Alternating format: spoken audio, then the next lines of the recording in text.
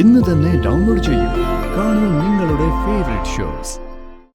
എന്റെ മോനെ, അത് മുഴുവനെ എഴുതി വാങ്ങിച്ചിട്ട് ആഘോഷപൂർവ്വം പുട്ടടിച്ച് ജീവിച്ചൂടെ?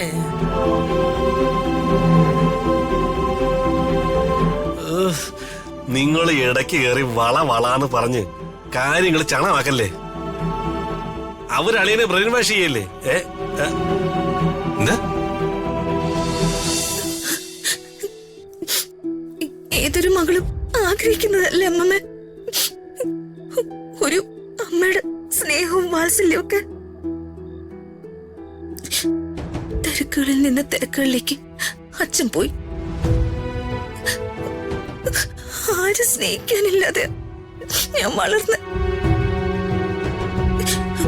അതും അമ്മയുടെ ശകാരവും കേട്ട് എല്ലാരും എന്നെ അവഗണിച്ചപ്പോഴാ രാജു എനിക്ക് എന്റെ ബോഡി ഗാർഡായിട്ട് വന്നത്. ഞാനെല്ലാം മറന്നു. രാജു എനിക്ക് സ്നേഹം തന്നു. രാജുനെ ഞാൻ സ്നേഹിച്ചു. ഇതൊക്കെയാണെങ്കിലും എന്നെ പ്രസവിച്ച് എന്റെ അമ്മയുടെ സ്നേഹം കിട്ടുമെന്ന് ഞാൻ ആഗ്രഹിക്കുന്നു അമ്മമ്മ. മോളെ, മോളുടെ അമ്മ വരും. എന്റെ ദൈവം അവളെ നിന്റെ മുന്നിൽ കൊണ്ടെത്തിക്കും. നീ പ്രാർത്ഥിക്കും. അവള് തിരികെ വരാൻ വേണ്ടിയുള്ള പ്രാർത്ഥനയാ എന്റെ ഈ ജീവിതം.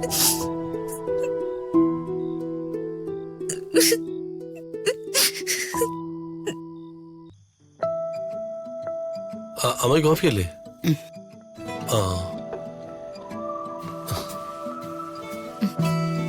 ഇതാമേ കാപ്പി. എനിക്കങ്ങും വേണ്ട. എപ്പോഴെപ്പോഴും കാപ്പി കുടിച്ചാലേ വിശപ്പങ്ങ് കെട്ടു.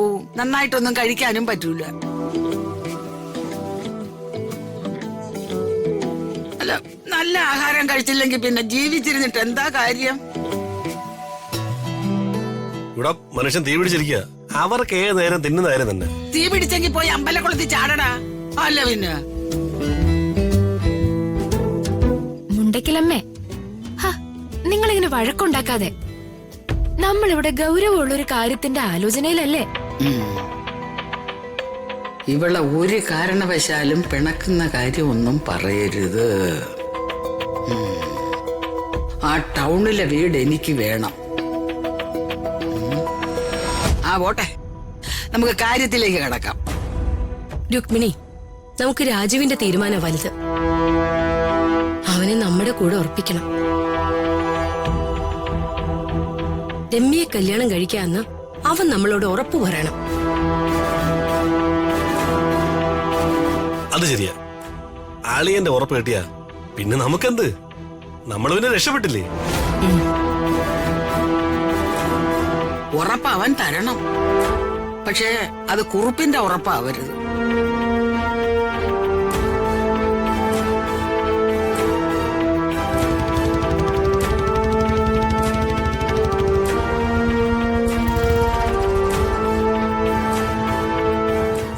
അളിയിലെത്തി.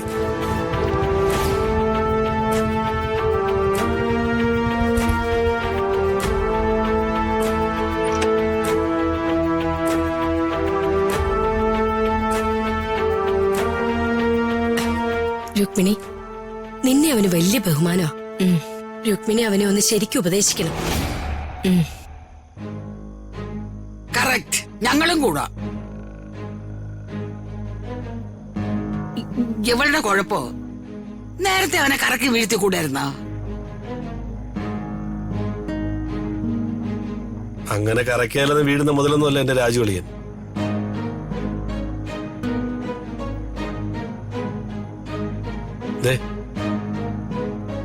മോനെ നിക്കടാ. ദേ, രുക്മിണിക്ക് നിന്നോട് എന്തോ സംസാരിക്കാനുണ്ടെന്ന്. രാജു, മറ്റൊന്നുമല്ല, രമ്യയുടെ രാജുവിന്റെ കല്യാണക്കാര്യം തന്നെയാ.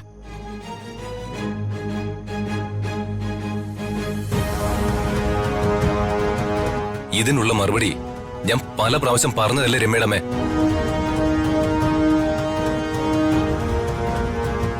പല പ്രാവശ്യം പറഞ്ഞതൊക്കെ അവിടെ നിൽക്കട്ടെ. രമ്യയെ പോലെ നിന്നെ സ്നേഹിക്കുന്ന വേറൊരു പെണ്ണ് ഈ ലോകത്തിലില്ല.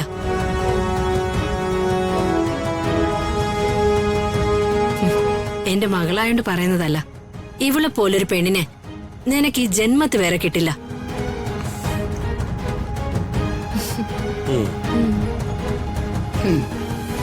പിന്നെ എന്ന് വെച്ചാ എവള് ശീലാവതി ഇല്ലയോ? ഇവളെ കെട്ടിയ ഇവന്റെ ജീവിതം കട്ടപ്പോയ. ഇവൾക്ക് നിന്നെ മറക്കാനാവാത്തത് കൊണ്ടാ ഒരിക്കൽ കൂടി ഈ കല്യാണാലോചനയുമായി ഞങ്ങള് രാധമ്മയുടെ അടുത്ത് എത്തിയത്.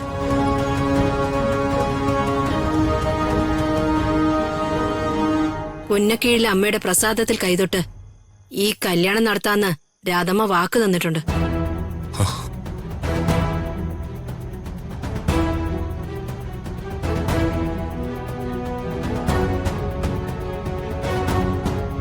അതനുസരിച്ചാ ഞങ്ങളിപ്പോ മുന്നോട്ട് പോയിക്കൊണ്ടിരിക്കുന്നത്.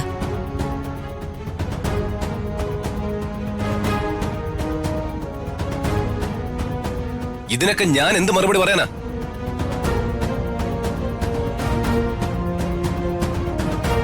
ഒരുറപ്പ് നീയും കൂടി പറയണം. ശ്ശേ, നിനക്ക് വേണ്ടത് സ്വസ്ഥതയും സമാധാനമുള്ള ഒരു കുടുംബജീവിതമല്ലേ? രമ്യയെ കല്യാണം കഴിച്ചാ നിനക്കത് കിട്ടും. പിന്നെ 3 തരം ഉറപ്പ്. അതുമാത്രമല്ല, നിന്റെ ഈ കുടുംബവും രക്ഷപ്പെടും. ഹരീഷിനെയും ശ്രീലക്ഷ്മിയെയും ഞാൻ എന്റെ മകനും മരുമകളുമായിട്ട് അംഗീകരിക്കും.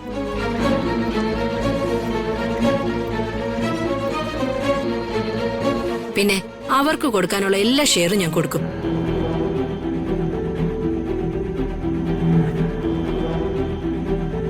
അതുമാത്രമല്ല, ബാക്കിയുള്ള ഞങ്ങളുടെ എല്ലാ സ്വത്തിന്റെ അവകാശി രമ്യയല്ലേ? എന്റെ മോനെ, അത് മുഴുവനും എഴുതി വാങ്ങിച്ചിട്ട് ആഘോഷപൂർവ്വം പുട്ടടിച്ച് ജീവിച്ചൂടെ?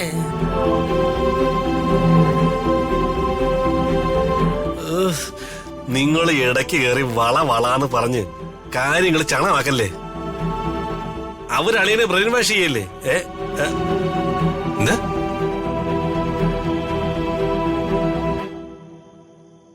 എന്തെന്ന്? വൈറ്റ് ഭാഷ അല്ല, വാഴപ്പിണ്ടി. അമ്മേ മോനെ ഒന്നും മിണ്ടാതിരിക്കോ? ആ ആന്റി സംസാരിക്കല്ലേ? അതുകൊണ്ട് രാജു ഒരു ഉറച്ച തീരുമാനം എടുത്ത് ഇപ്പൊ തന്നെ എന്നോട് പറയണം.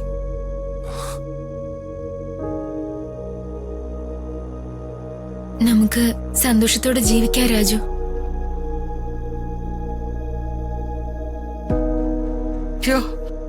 അത് കണ്ട, എന്തോ ഒരു തങ്കപ്പെട്ട കൊച്ച്, എന്തോ ഒരു ആത്മാർത്ഥത. നീയൊക്കെ ഇത് കണ്ടുപഠിക്കടാ. അകലെ